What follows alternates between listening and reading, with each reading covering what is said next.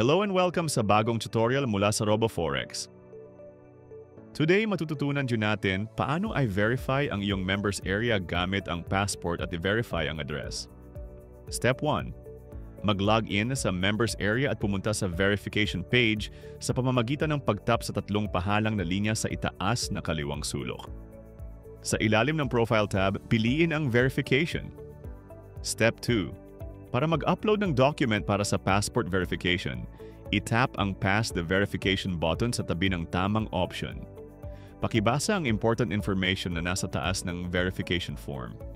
Pagkatapos, i-fill out ang form at i-upload ang tamang dokumento sa pamamagitan ng pag-tap sa Choose File button. Step 3. Para mag-upload ng documents para sa address verification, mag-scroll pababa sa page. Pakibasa ang impormasyon bago mag-upload ng dokumento.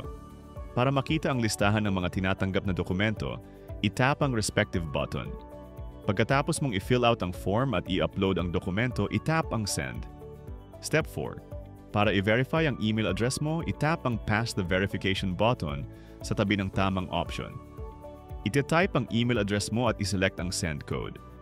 Siguraduhin i-check lahat ng folders ng email mo, kasama na ang spam, promotions, social networks, at iba pang folders. Hanapin ang email na may confirmation code sa inbox mo at i-type ito sa code field pagkatapos i-tap ang Confirm.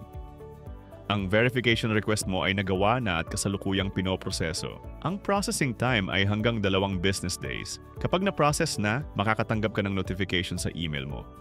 Pwede mong tingnan ang status ng verification sa verification page sa ilalim ng Profile tab. Kapag natapos na ang verification, makikita mo ang updated info sa page na ito. Congratulations! Ngayon alam mo na kung paano mag-verify ng account gamit ang mobile. Maraming salamat sa pagpili sa RoboForex.